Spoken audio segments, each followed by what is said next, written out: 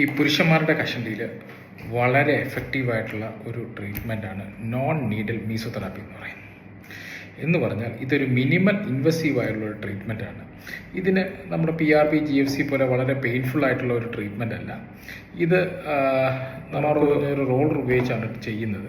അതിനുശേഷം ഈ ഹെയർ ഗ്രോത്തിന് ആവശ്യമായിട്ടുള്ള സിറമാണ് ഇതിനകത്ത് യൂസ് ചെയ്യുന്നത്. ഇതിൻ്റെ സ്കാൽപ്പിൻ്റെ പുറത്ത് അപ്ലൈ ചെയ്തിട്ട് ഇലക്ട്രോ പോർഷൻ പ്രോസസ്സാണ് ഇതിനകത്ത് ചെയ്യുന്നത്. അപ്പം ഈ സിറത്തിനകത്തെന്ന് പറഞ്ഞാൽ ഒത്തിരി ഗ്രോത്ത് ഫാക്ടേഴ്സ് ഉണ്ട്. നാച്ചുറലായിട്ട് ഹെയർ ഗ്രോ ചെയ്യാനുള്ള ഫാക്ടേഴ്സിൻ്റെ ഒരു കോൺസെൻട്രേറ്റാണ് ഈ മീസോതെറാപ്പി സിറം എന്നുള്ളത്. ഇത് പല തരത്തിലുള്ള സിറമുണ്ട്. അതിൽ കൂടുതൽ ഇപ്പം ഏറ്റവും അഡ്വാൻസ്ഡ് ആയിട്ടുള്ള സിറം എന്ന് പറഞ്ഞാൽ എക്സോസോം സിറമാണ്.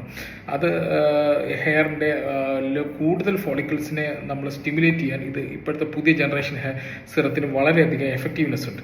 ഇതിൻ്റെ ഒരു എഫക്റ്റീവ്നെസ് എന്ന് പറഞ്ഞാൽ ഏകദേശം നമ്മളൊരു PRP GFC ഒക്കെ ചെയ്യുന്നതിൻ്റെ അടുത്ത് തന്നെ വരികയും ചെയ്യും. പക്ഷേ ഇതിൻ്റെ ഏറ്റവും വലിയ അഡ്വാൻറ്റേജ് എന്ന് പറഞ്ഞാൽ ഇതൊരു സെമി പെർമനൻ്റ് ആയിട്ടുള്ള ഒരു ട്രീറ്റ്മെൻറ്റാണ്. എന്ന് പറഞ്ഞാൽ ഇത് നമുക്കിപ്പോൾ ഇത് ഒരു 6 മുതൽ 10 സിറ്റിങ്സ് ചെയ്ത് കഴിഞ്ഞാൽ കുറച്ച് കാലത്തേക്ക് എന്ന് പറഞ്ഞാൽ 1 മുതൽ ചിലപ്പോൾ ഒരു 3 വർഷം വരെയൊക്കെ ഈ വരുന്ന ഹെയർസ് അതുപോലെ സ്റ്റേബിളായി തന്നെ ഇരിക്കും. വിത്തൗട്ട് വേറെ കൂടുതൽ മെയിൻ്റനൻസ് ട്രീറ്റ്മെൻറ്റ് ഒന്നും വേണ്ട. ഈ മീസോതെറാപ്പി ഏറ്റവും കൂടുതൽ എഫക്റ്റീവ് ആയിട്ടുള്ളത് ഈ മെയിൽ പാറ്റേൺ ബോൾനെസ്സിൽ 1 മുതൽ 4 വരെയുള്ള സ്റ്റേജിലുള്ളവർക്കാണ്.